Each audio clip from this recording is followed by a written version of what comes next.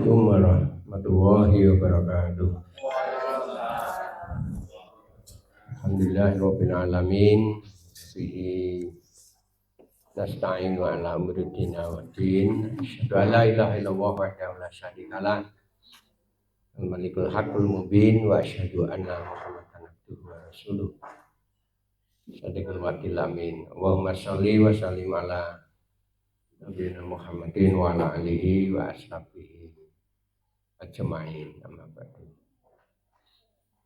Bapak Ibu semuanya yang saya muliakan, Bapak Wakil Rektor, Dekan yang sudah hadir, dan Bapak Ibu semuanya, alhamdulillah pagi hari ini kita bersyukur pada Allah Subhanahu wa taala atas limpahan nikmat karunia-Nya kita dapat hadir. Ada yang sangat awal, ada yang jelas Mbak Dika sudah hadir.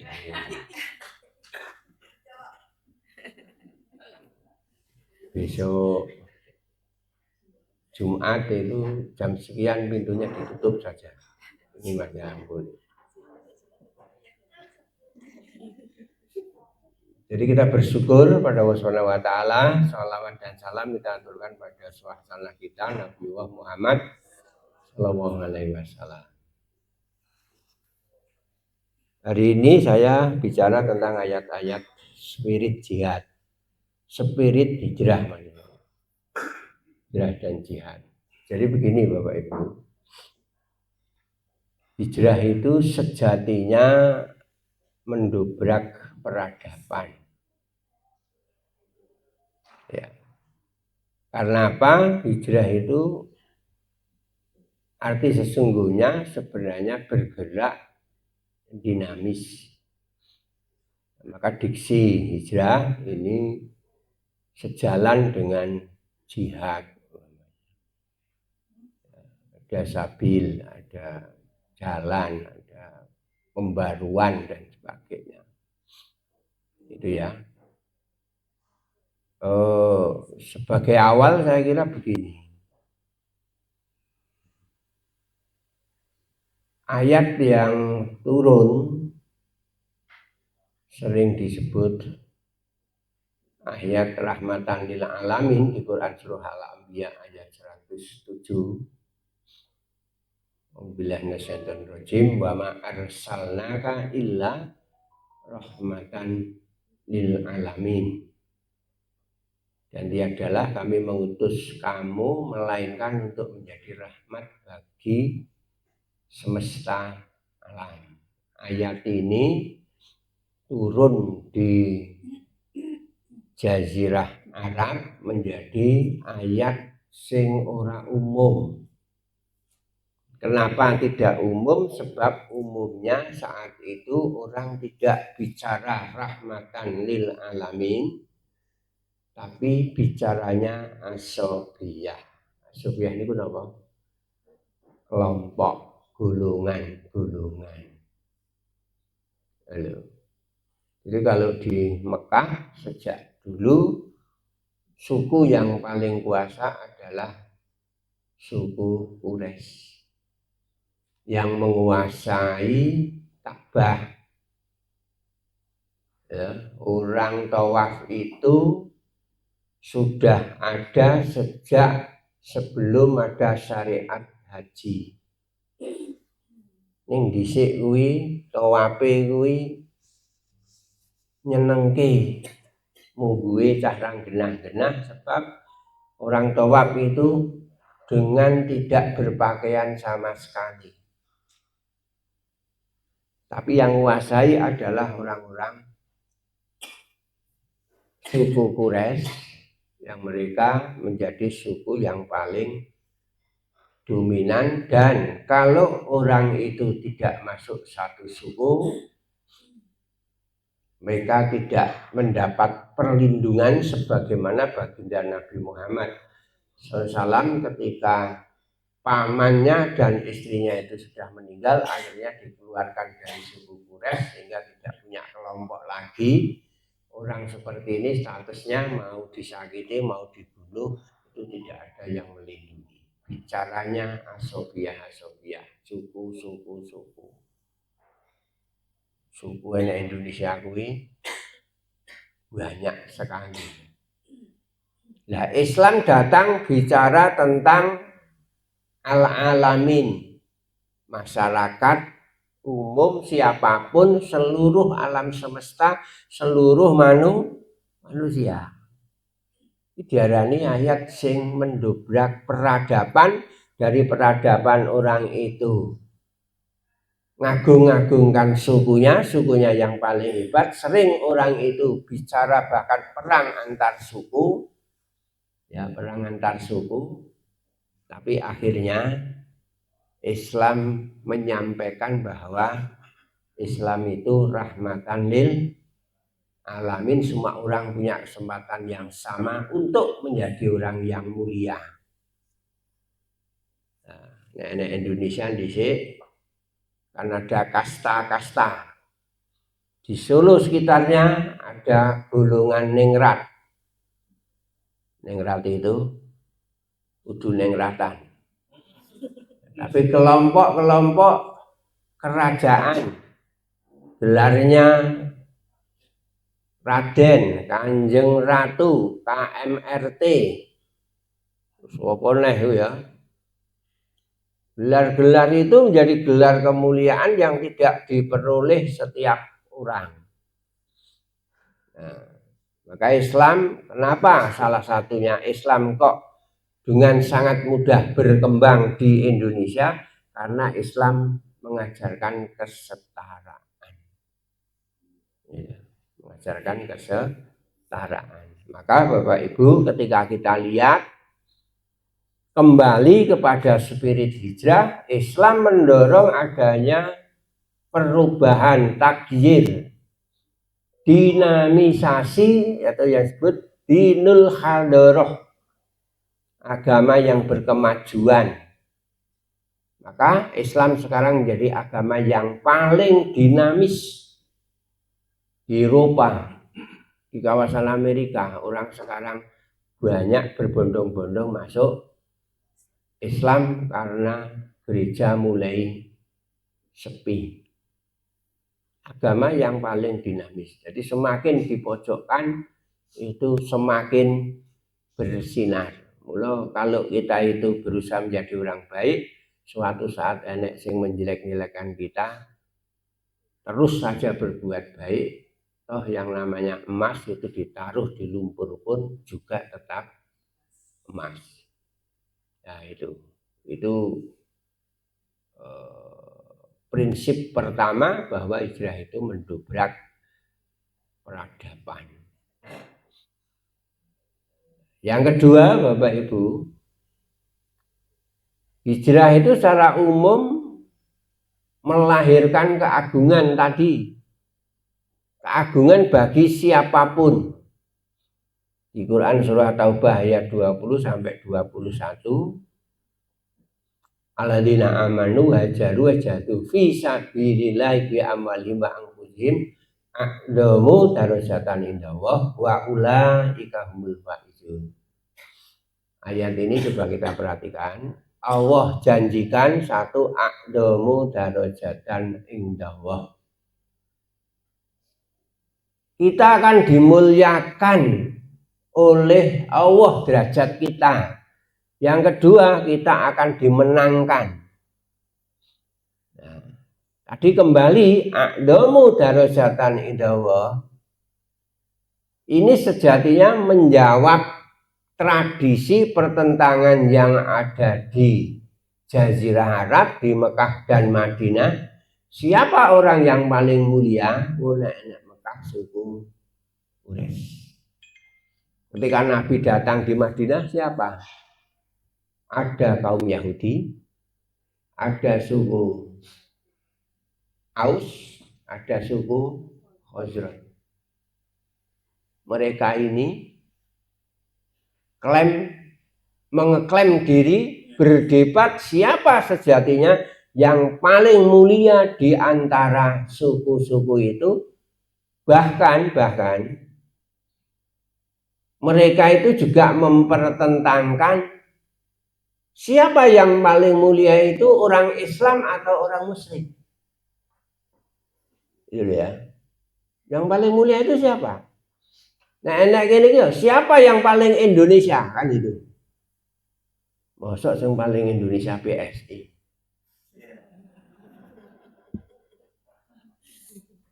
Itu anak-anak kemarin sore ngomong paling Indo. Gregetan tak aku dulu ya.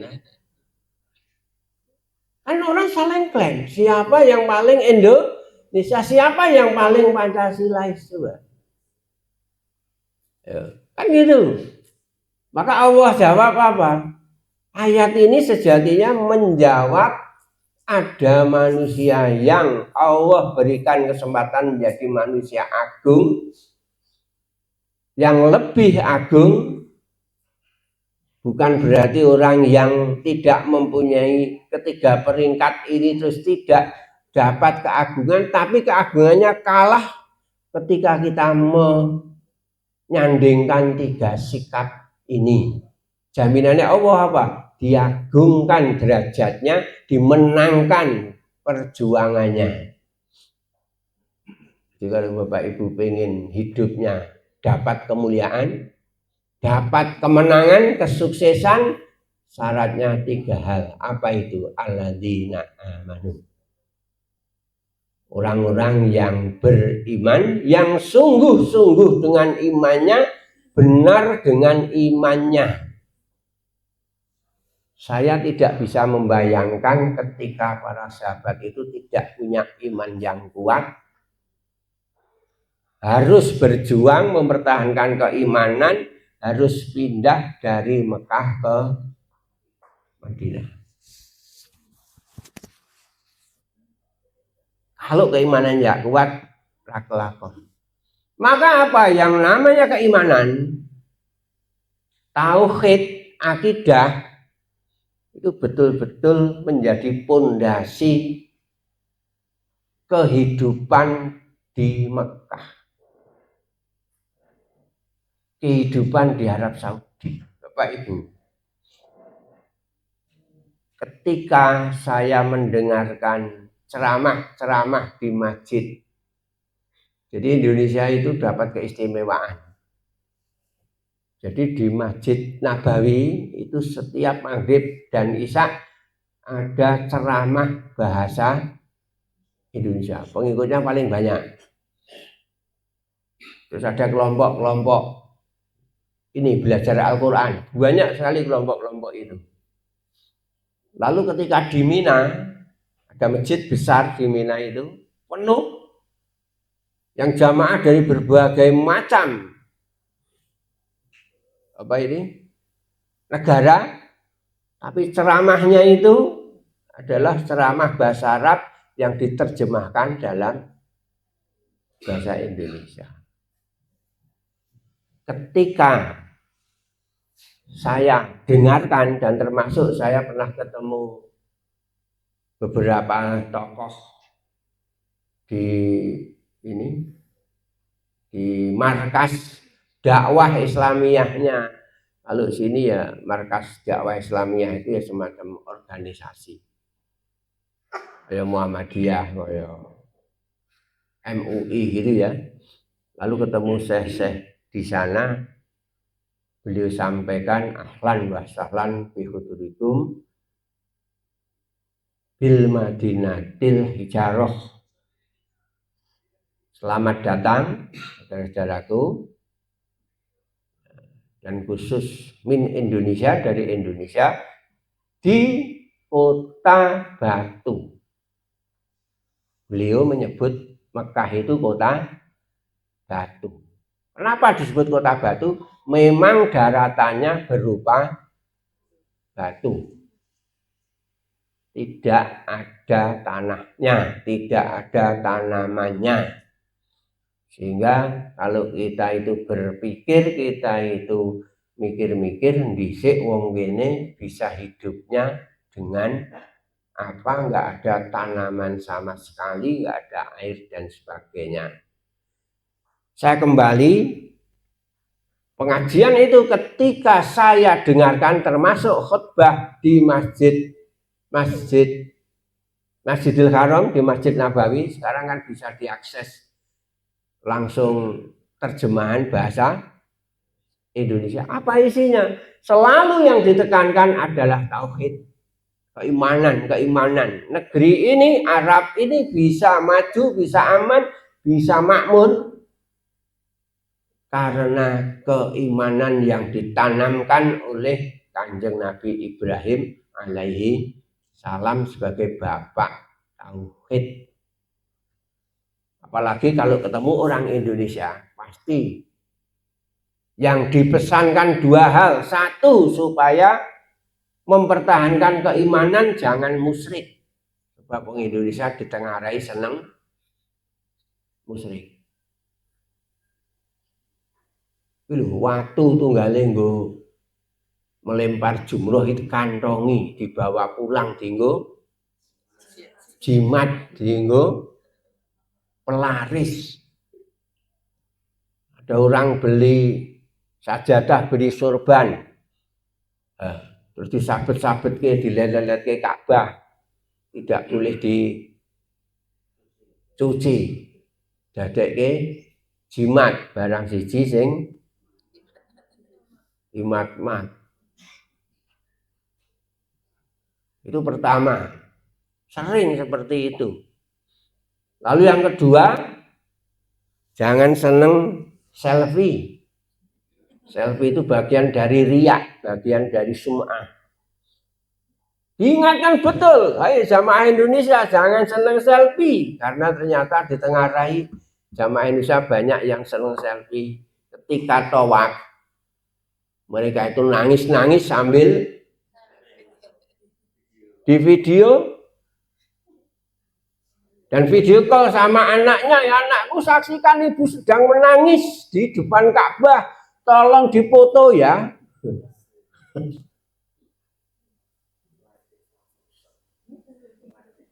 Kuwi jadi ngene. Apakah orang luar Indonesia itu tidak ada yang seneng video-video? Senang, ada. Tapi yang saya perhatikan beda. Orang Indonesia itu video nih, video kondisi beda, azan itu namanya, terus dia video jamaah gitu, hampir tanpa menampilkan dirinya. Ini saya pernah Indonesia cah nom, sholat di Masjid Nabawi itu di video.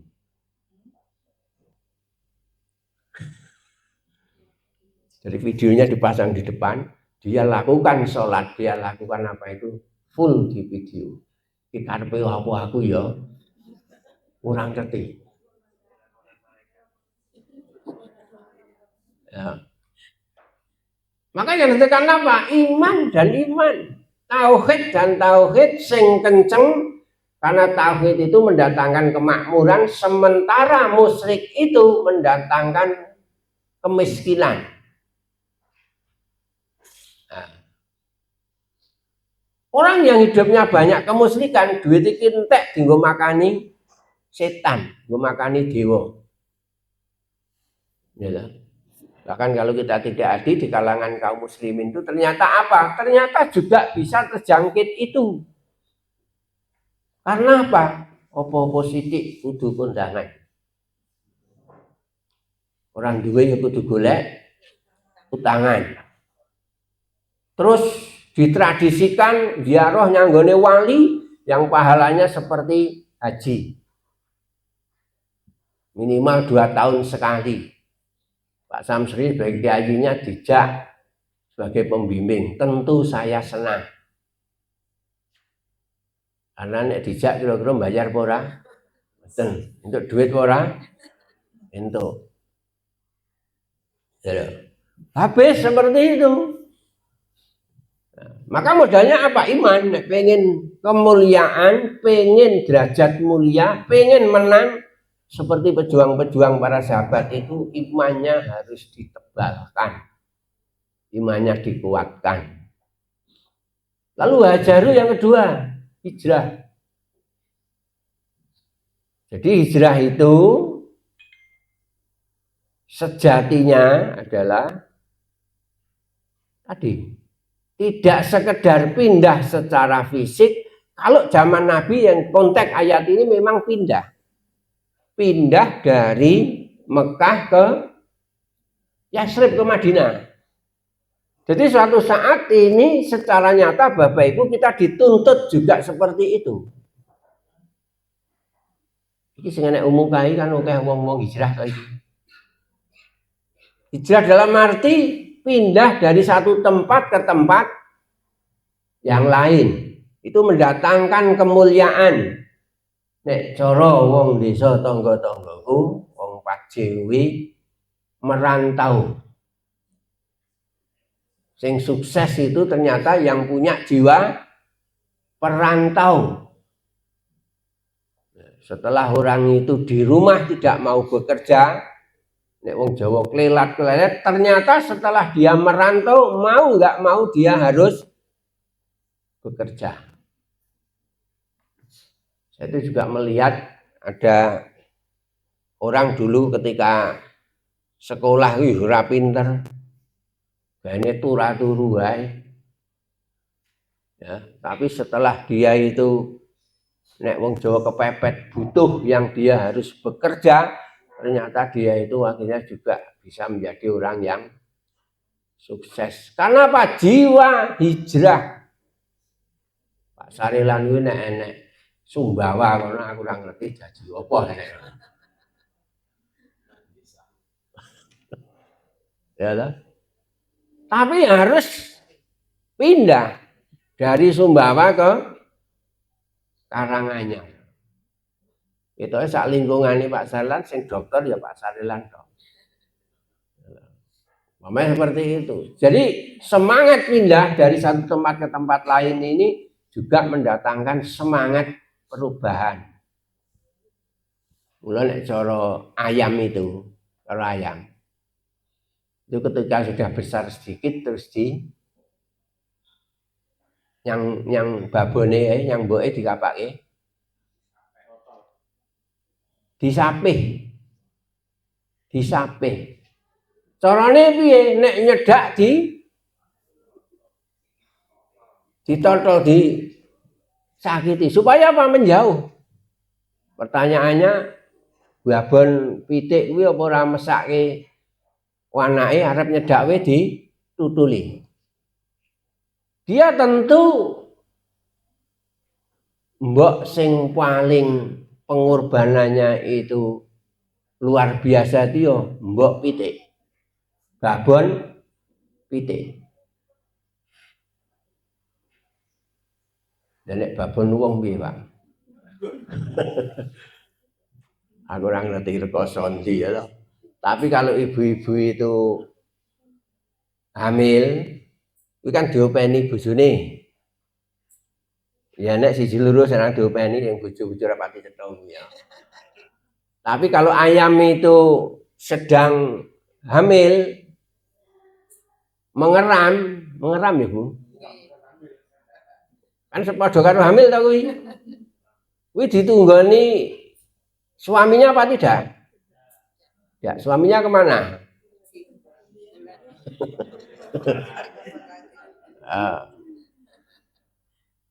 Jadi saya kembali ini semangat berubah itu, semangat berubah. Kamu nggak boleh ngejekte saya terus. Kamu harus pisah, kamu harus pindah, kamu harus berusaha.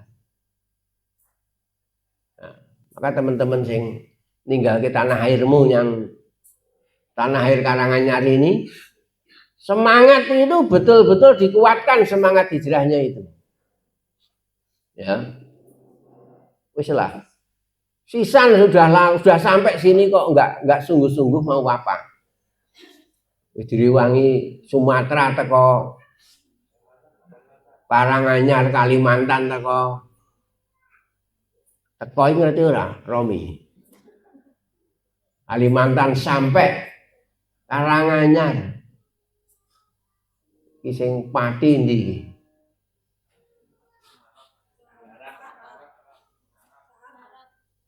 Apa? Oh. Oke. Jadi seperti itu ya. Punya jiwa hijrah. dalam hidup ini kita pun juga harus punya jiwa hijrah itu. Hijrahnya kadang-kadang fisik. Ya, kadang-kadang fisik. Nanti kita agak perdalam lagi. Lalu kunci kemuliaan yang ketiga adalah jihad. Kesungguhan berjuang. Jihad itu kadang-kadang bi amwalihim wa anfusihim. Dengan harta kita, dengan jiwa kita. Orang yang hijrah dengan bayangnya harus pindah dari Mekah ke Madinah.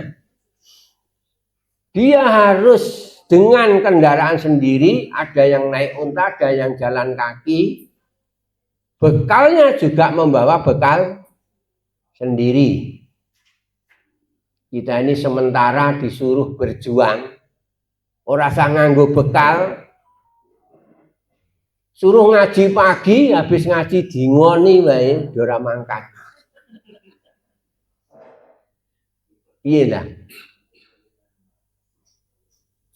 Kesungguhan kita gimana? Bi amwalihim wa anfusihim. Kita diingatkan untuk berjuang dengan harta kita, mula Bapak Ibu. Dengan rasa nggumun, gaji kurung sepiro kok dipotong. Yes. Iki aku ngelingke mumpung kelingan teman-teman sing wis share TV kasih itu tulung zakatnya 2,5% disetorkan ke Layismu Muka. Nah, tonton ini sing sertifikasi wis piro kae.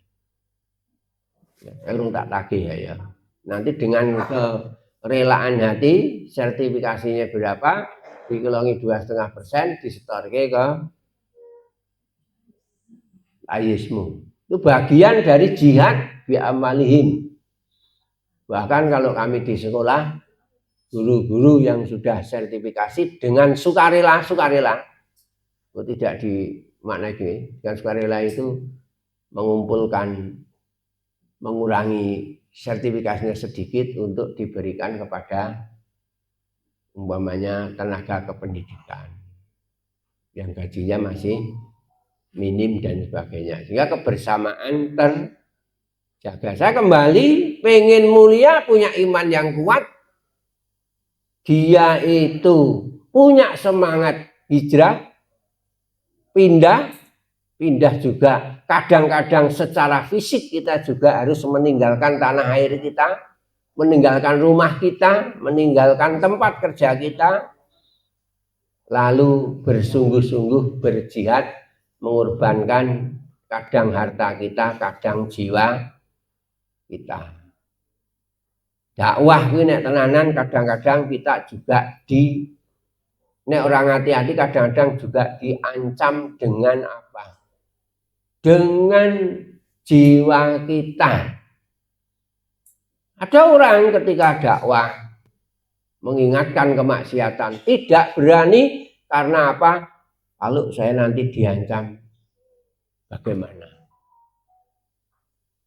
Maka ketika terjadi seperti itu, kemarin juga terjadi pelanggaran-pelanggaran akidah yang luar biasa di Karanganyar, umpamanya di Holy Land. Ya saya ketika ketemu dengan teman-teman itu anak-anak muda, kamu berani bergerak apa enggak?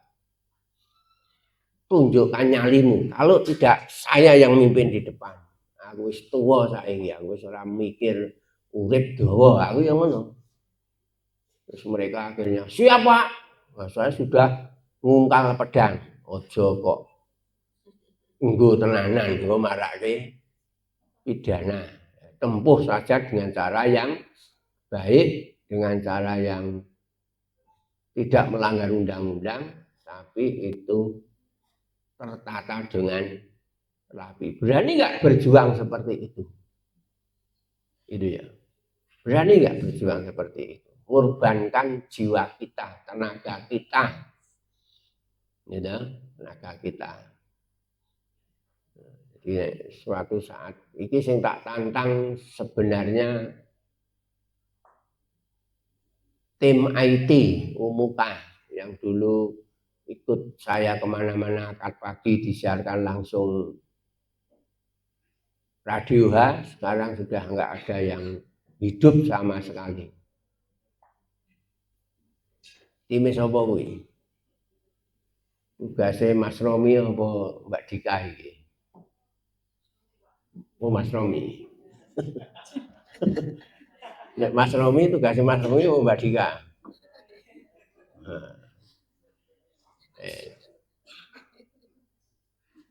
Yubasiruhum rabbuhum birahmatin. Allah memberikan kabar gembira, menggembirakan mereka dengan apa? Rahmatnya. Di dunia dia diberi rahmat melalui Rasulnya, tuntunan dari Rasulnya, bimbingan Rasulnya. Saat kematian dia dapat kabar gembira dari malaikat. Dengan apa? Keimanan tersebut, jiwa hijrah dan juangnya tadi. Lalu waridwan, keridoan yang ada pada puncak. Ini enek sing ahli bahasa Arab para tak tekoi. Ketika Allah sebut waridwan dari kata ridho, huruf alif dan nun yang terdapat di akhir kata mengandung makna kesempurnaan. Jadi keridhaan yang sempurna, radhiyallahu anhum wa radu an. Jadi kita ketika menghadap Allah, Allah ridho kepada kita, kita pun ridho. Luar biasa itu. Allah ridho terhadap kita, kita ridho juga. Jadi ridho yang pada puncaknya wajanatin lahum fiha naimum mukim, ya, memperoleh di dalamnya surga kesenangan yang kekal. Jannah, jannatin itu jamak dari kata jannah, surga yang beraneka ragam, bertingkat-tingkat. Orang yang punya 3 sifat itu dijanjikan Allah akan memperoleh surga nikmat yang sempurna, yang kelasnya itu berbeda dengan kelas yang tidak iman, tidak hijrah dan tidak jihad, yang disebut naimum mukim, tempat kekal yang penuh kenikmatan. Itu. Maka Bapak Ibu, pelajaran yang dapat kita ambil apa? Kalau kita pengen mulia, pengen sukses hidup kita, sukses perjuangan kita, sukses umuka kita, mari kita kuatkan iman. Kabeh duwe jiwa berubah, semangat untuk berubah. Dosen-dosen yo gelem studi lanjut, gelem merubah cara pikirnya, cara tindaknya, ya, merubah diri, ya. Ojo duweni dendok, merubah agar punya apa? Jabatan fungsional. Setelah punya jabatan fungsional apa? Naikkan terus, ya lah. Nanti upahnya itu akan datang sendiri berupa umpamanya sertifikasi dan sebagainya. Akan datang sendiri, itu keridhaan rahmat dari Allah Subhanahu wa taala. Sungguh harus berubah dan berubah. Semangat takdir, semangat berubah ini tidak boleh kendor. Apalagi teman-teman yang masih muda-muda ini. Kemarin dosen-dosen baru yang belum kita angkat, sudah ada beberapa yang minta izin untuk studi lanjut S3. Saya dari satu sisi senang, wih ini bocah ini tenan nggak di dosen aku. Karena sekarang banyak tawaran beasiswa. Pak, saya mau tolong ini gimana Pak dan sebagainya. Saya juga masih ragu-ragu ini jadi dosen sumben tenanan apa orang, jangan-jangan dikasih kesempatan nanti terus tidak sungguh-sungguh. Ini sing jaluk sudah dosen-dosen di sini atau calon dosen, Mbak Ani kan calon dosen. Kowe njaluk izin S3 saiki tak izini. Mamanya gitu. Nah, kenapa semangat pengen berubah? Ya. Lalu yang kedua, Bapak Ibu, yang ketiga Bapak Ibu, hijrah dari sisi akidah. Sejatinya hijrah itu pengorbanan total. Mempertahankan iman melawan kekufuran. Gitu. kekufuran yang ada pada diri mereka sendiri juga yang ada di tengah-tengah masyarakat. Bentuk kekufuran kita itu apa? Nanti dilihat di Quran surah Al-Baqarah ayat 218. Bentuk keingkaran kita, itu kadang-kadang kita sudah belum berbuat apa-apa, sudah merasa hebat. Saya itu melihat tingkah laku orang-orang beragama. Ini nek Mekah aku ketemu dulur-dulur dhewe. Enek sing Muhammadiyah, enek sing teman kita dari NU, enek sing dari MTA, enek sing dari LDII, enek sing dari Salafi, macam-macam itu. Tingkah lakunya di sana itu bermacam-macam. Ada yang merasa benar sendiri, tidak mau jamaah, lalu dia membuat jamaah sendiri, bahkan di Arafah di Masjidil Haram. Jadi bayangkan imam Masjidil Haram saja dianggap salah. Sepul-pulan tau kuwi. Wong sak donya dianggap salah. Itu bentuk apa itu? Innalladzina amanu walladzina hajaru wajahadu fisabilillah ulaika yarjuna rahmatallah. Orang-orang yang beriman tadi berhijrah, berjihad, yang benar imannya, benar hijrahnya, benar jihadnya, ulaika yarjuna rahmatallah. Mereka itu masih mengharapkan ridha Allah, rahmat Allah. Mananya apa Pak Bu?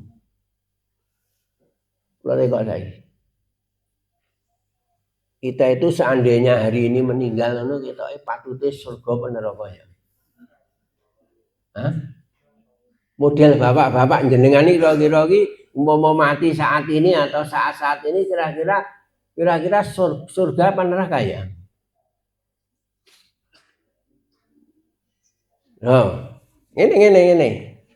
Jadi ayat ini bicara gini loh, namanya spirit, namanya kondisi batin para sahabat. Bayangkan, sahabat itu sudah punya iman yang kuat, sudah mau hijrah dari Mekah ke Madinah, berjuang dengan harta dan jiwanya, tapi mereka itu masih mengharap rahmat Allah. Maknanya apa? Mereka itu masih punya rasa khauf, rasa takut. Jangan-jangan hijrah saya enggak benar. Maka beragama itu apa? Beragama itu, belum saya sampaikan, memadukan antara rojak dan khauf. Rojak itu apa? Harap. Saya sering menggembirakan gini, Bapak Ibu kira-kira jenengan nek sedo meninggal hari ini kira-kira surga apa neraka? Tak kon jawab surga mawon aku. Kalau kita yang sudah rajin sholat, rajin ke masjid, lalu rajin ngaji, enggak surga itu, lalu surga yang mau surga itu yang seperti apa? Dosen kalau yang ini ke arah swarga itu yang mau ke surga itu dosen model mana? Mamanya gitu. Oh, saya kan sudah jadi dosen bener Pak, sudah tak rewangi ngaji. Ya pas sholat ya sholat, sing sholat deh ya. Nek saya tidak ke surga, lalu model tipe dosen seperti apa yang akan ke surga? Barangkali itu untuk menggembirakan kita, oke. Tapi pertanyaannya apa benar? Apa benar ya? Apa pantas ya? Oh saya itu sholat itu ora doyak-oyak ya ora. Sholat kadang-kadang masih lupa sholat. Ngaji ini ora diabsen Pak Rektor ya.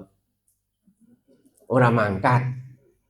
Mosok aku ngerep-ngerep berharap surga. Loh. Jamaah apa jamaah? Sahabat yang seperti itu masih seperti itu. Ya. Karena apa? Mereka itu, gini loh, mereka itu. Sekarang saya tanya sekarang.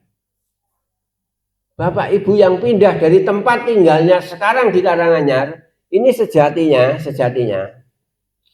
berat apa enggak meninggalkan tanah airnya?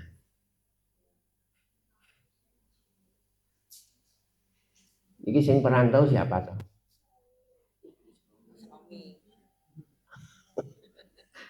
Romi. Ya. Kan hampir semua perantau toh. Sing Palembang itu siapa?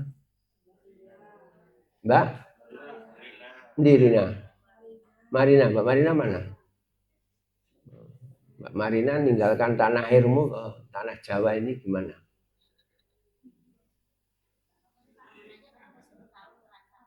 Oh, sudah biasa jadi perantau. Biasa jadi perantau. Ada nggak yang mau ketika mau meninggalkan tanah airnya, keluarganya dan sebagainya itu hatinya berat? Karena kalau orang itu makna lain hijrah, itu begini loh, makna lain hijrah. Itu sebenarnya orang yang tidak senang bertempat tinggal sesuatu sehingga dia pindah ke tempat tinggal yang lain. Nah, Bapak Ibu, kita kan tidak dalam posisi itu. Kita pindah ini, Bu Tuti ke Solo 3, kan tidak dalam posisi Bu Tuti itu wanyel ke Solo 3 dah. Atau tidak dalam posisi diusir. Kan itu. Nah, sementara hijrah itu orang yang pindah karena dalam posisi tidak senang terhadap sesuatu, karena tidak senangnya karena apa? Karena ada sesuatu yang menjadikan tidak senang. Kalau Nabi akhirnya menyampaikan wawahi innaki la khairu ardillah wa ahabu ardillah ardillahi ilawahi. Nabi itu ketika mau meninggalkan Mekah di tempat yang namanya Haswaroh, itu suatu tempat di Mekah, beliau menghadap kota Mekah lalu sampaikan, demi Allah sesungguhnya engkau Mekah sebaik-baik bumi Allah. Dhisik ngoten niku mboten bututi. Sesungguhnya engkau Salatiga sebaik-baik bumi Allah. Dan engkau Mekah adalah negeri yang dicintai oleh Allah, yang paling dicintai oleh Allah. Walaula ani ahristu minki ma kharastu. Seandainya pendudukmu tidak mengusirku, kata Nabi, niscaya aku tidak akan meninggalkanmu. Sehingga sejatinya Nabi pindah itu dalam keadaan menangis, nelongso. Ternyata tanah air itu tidak tergantikan. Saya ini masih punya ibu yang umurnya 92 tahun. Nah, aku ngarani wong desa nyeluk ki mbok. Setiap beliau saya ajak ke Karanganyar, omahku kene. Saya tidak mau kemana-mana nganti sak matiku. Wangel tausan. Sak matiku. Aku ngerti nek kono arep kok openi. Nek gelem yo open ana nek kene ora gelem. Wis tak urip enek kene. Wah, betul Pak Man. Karena apa? Tanah air. Maka orang berhijrah seperti itu. Nah, ketika seperti itu, suasana batin seperti itu, ini suasana batin ini kan tidak dialami Kanjeng Nabi saja, tapi juga sahabat yang lain. Berat itu. Lalu ketika beliau itu, para sahabat itu hijrah, dengan dasar keimanan tadi, sudah berjihad, suasana batin mereka itu batin yang luar biasa.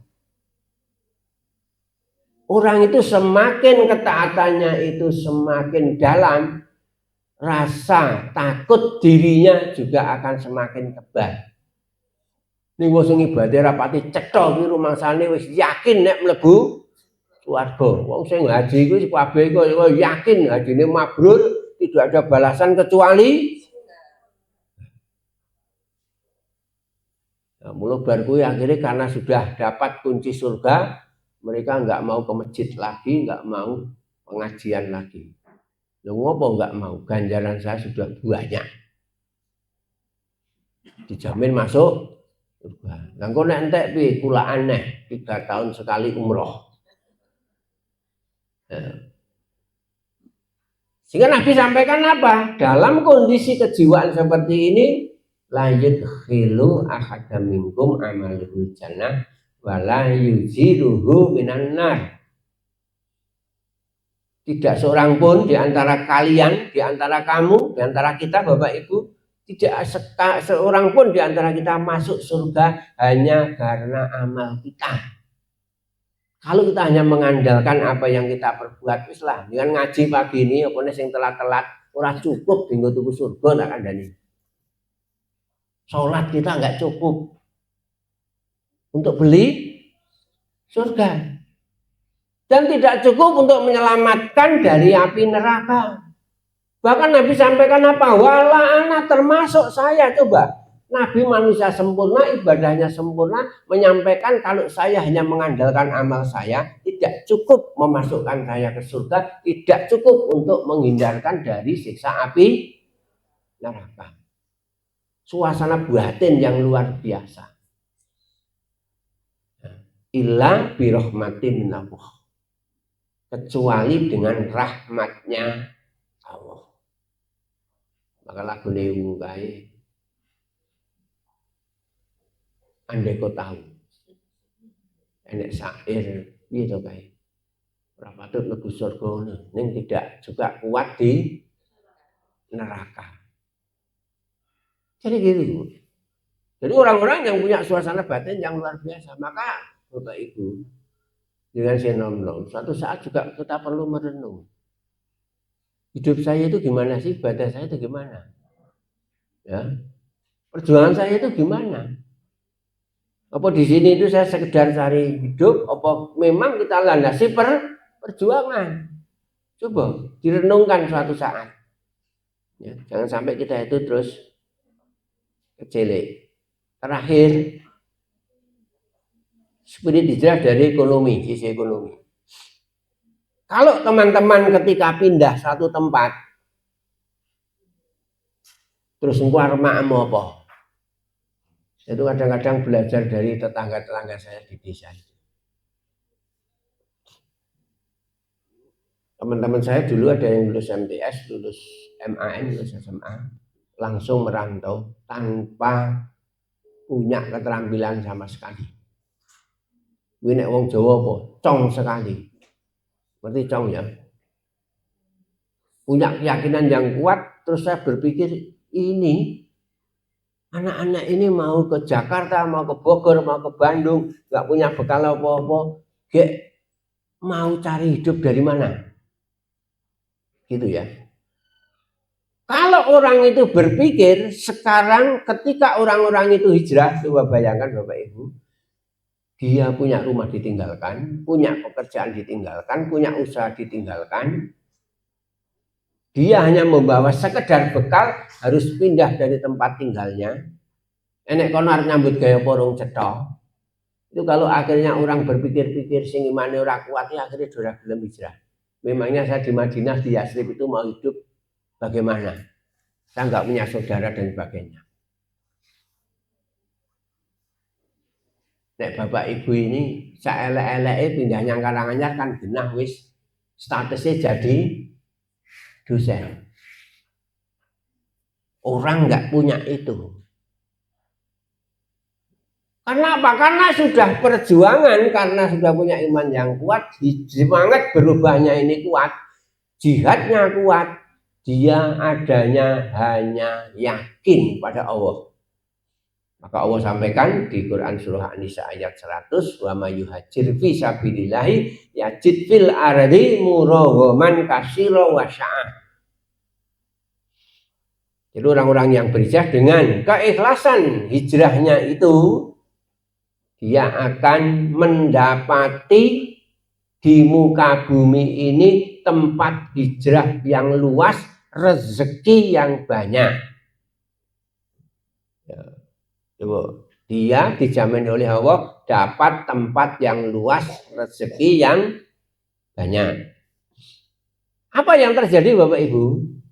Ketika orang-orang hijrah yang disebut muhajirin, lalu orang-orang yang sudah siap menolong orang-orang Madinah itu namanya Ansor. oleh Nabi dipersaudarakan. Modelnya apa? Kalau seandainya saya itu sahabat Nabi ikut hijrah, terus saya dicarikan orang Ansor untuk menjadi saudara saya yang menampung saya, menjamin kehidupan saya. Jadi orang hijrah itu, mohon maaf, orangnya sing coro jawane keleleran. Semuanya dapat tempat yang luas, tempat yang bagus. Kalau saya seorang Ansor umpamanya nek di omah loro siji tak keke sedulurku sing dari Muhajirin. Bahkan dalam sejarah karena orang Arab itu biasa punya istri lebih dari satu, bahkan istrinya ditawarkan. Pun bojo kula niku papat. Dengan pendet satu atau dua lah. Saya cerainya terus dinikahkan. Sampai pengorbanannya seperti itu, orang dapat tempat yang bagus, yang mulia. Pertanyaannya Bapak Ibu, apakah orang-orang Mekah, orang-orang Yasrib saat itu orang-orang kaya? Tidak. Artinya apa? Sambutan mereka ya sesuai kadar mereka. Oke. Dulu saya sampaikan, Yasrib itu ada Yasrib Utara, Yasrib Selatan. Yasrib Utara dihuni oleh mayoritas orang Yahudi. Orang Yahudi itu sebagiannya juga beriman. Yasrib Selatan mayoritasnya suku Aus dan Khazraj. Yasrib Utara itu daerah industri. Juga orang banyak punya kebun-kebun. Betul punya kebun yang banyak. Nek Yasrib Selatan, ini model Karanganyar, jari petani ning ora ndek sawah Pak Man. Dia petani, tapi kebun kurmanya sangat terbatas. Nggak ada industri. Daerahnya apa? Miskin. Nabi ditawari oleh orang Yahudi, tapi Nabi juga ditawari oleh orang suku Aus dan Khazraj. Tapi yang dipilih Nabi ternyata apa? Yasrib Selatan. Bahkan Nabi di Kuba dulu. Kuba itu kan di luar Yasrib. Akhirnya Nabi mendirikan masjid yang pertama, baru masuk milih di tempat yang kering. Maka kalau Bapak Ibu ini, ada enggak ya Bapak Ibu ini umpamanya diterima di perguruan tinggi yang ternama gitu, kalau Umuka kayak milih Umuka itu ada enggak ya?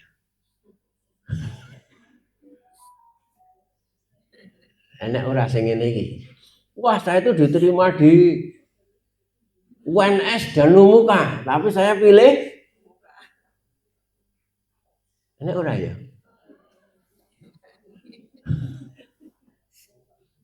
Nek dokter Diah kuwi milih kokono rene iki mergo kan apik kene. Ayo, ada enggak yang seperti itu? Mbak Arista, apa perguruanmu kok perguruan kene? Ini. Maunya seperti itu ya, Mbak.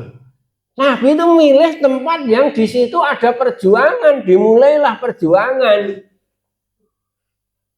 Karena apa? Perjuangan yang benar-benar itu perjuangan yang dari nol. Ya. Dan Nabi yakin itu bumi Allah yang luas, yang di situ akan Allah berikan rezeki yang luas juga yang banyak. Nah, sekarang Bapak Ibu coba perhatikan kalau ke Madinah,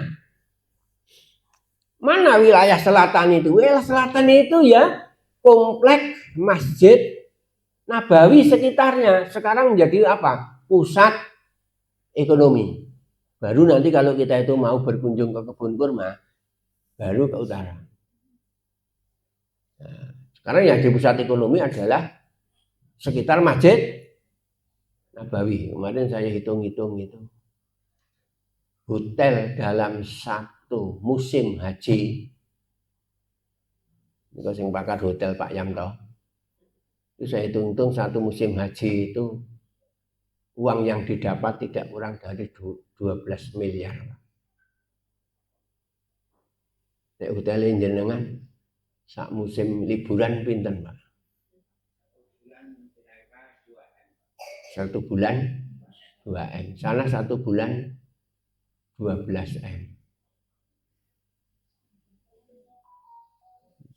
Terus orang jualan-jualan apapun di sana laku. Jualan cilok. Tapi cilok yang ada kuahnya. 3 biji cilok. Yang biasa jajan cilok kalau 3 biji di sini berapa? Sampai 5.000? Enggak ada. Di sana 25.000. Kuwi payu laris manis. Rizqon wasi'an. Nabi ngajari kita untuk berjuang sejak awal karena di situ ada keluasan. Keluasan keduniaan. Wis disyukuri mawon Bapak Ibu. Jenengan coba bayangkan jenengan sing enek di sini dosen baru urung pengalaman apa-apa dapat jabatan kaprodi. Lah. Apa kowe calonmu balik iki pancen ngono ya lho. Nah.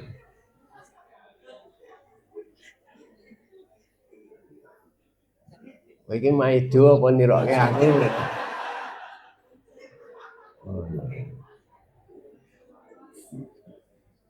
Tapi nggak apa-apa, anak-anak seperti itu nggak apa-apa. Saya itu nggak pernah marahi anak-anak di masjid. Kalau anak-anak sing seneng rame itu malah saya seneng. Saya panggil kalau maju, berani maju pas saya bawa uang pasti saya kasih. Nah, oke. Ke sini kalau mau. Kalau berani ke sini. Oke, ke sini. Cucunda ke sini. Nah. Jadi saya kembali Bapak Ibu. Yakinlah itu rezeki Allah itu luas. Rezeki Allah itu bumi itu luas. Ya. Cuma apa? Perlu proses. Orang yang hijrah ya tidak ujuk-ujuk. Apakah semua yang hijrah itu akhirnya menerima fasilitas yang diberikan oleh orang-orang Ansor? Tidak. Ada seorang yang namanya Abdurrahman bin Auf. Nabi itu tahu karena Abdurrahman bin Auf ini orang kaya. Ketika di Mekah, saudagar kaya juga dicarikan orang kaya yang di Yasrib di Madinah. Diberi fasilitas macam-macam. Lalu Abdurrahman bin Auf ini menjawab dengan halus, maaf, saya akan menggunakan fasilitas secukupnya. Tapi yang penting, mohon saya ditunjukkan di mana pasar Madinah ini. Akhirnya beliau berdagang, menjadi orang yang sangat sukses, orang yang sangat kaya. Ya, maka Bapak Ibu, hikmahnya apa? Jenengan yakin mawon? Bismillah, menempuh jalan Allah di muka ini. Bumi Allah itu luas. Nek jenengan rumangsa gajine kurang ya piye caramu golek cari kegiatan yang lain yang tidak mengganggu tugas di kampus. Sabar, bertahap. Yakinlah bumi Allah itu luas. Rezeki Allah itu banyak. Rezekinya apa? Rezeki ini di muka. Rezeki tidak mesti harus berupa uang. Teman-teman sing tendik umpamanya, oh ternyata setelah di muka nyekolah ke anaknya di sekolah-sekolah favorit Muhammadiyah tidak harus bayar mahal. Nanti Pak Marno. Bahkan ada yang tidak bayar. Apakah itu bukan rezeki? Jadi cucu saya itu dapat berkah di Jambi karena uminya itu ikut ngajar di SD yang paling bagus Jambi. Kalau sekarang seperti Al Azhar lah kira-kira. Itu ternyata rezekinya itu apa? Rezekinya itu satu, masuk tanpa bayar. Padahal bayarnya sekitar 10 juta. Ya. Terus setiap bulan juga tidak bayar. Padahal bayarnya kemarin 1 juta berapa gitu. Apa kurang rezeki? Rezeki. Jadi rezeki itu dari mana-mana. ya toh, putrane Pak Sardi kuliah di Umuka untuk KIP. Apa kira rezeki? Pinter pingpong barang. Coba sekedar pingpong atau apa? Mendatangkan uang juga loh ya. Apa enggak itu rezeki? Rezeki Pak. Rezeki. Jadi kalau itu kita pahami, oh rezeki Allah itu luas. Bumi Allah itu luas, rezeki itu banyak. Kita enggak usah khawatir. Tebalkan keimanan, semangat hijrah kita itu harus betul-betul kita tanamkan. Saya harus berubah, Umuka ini harus berubah.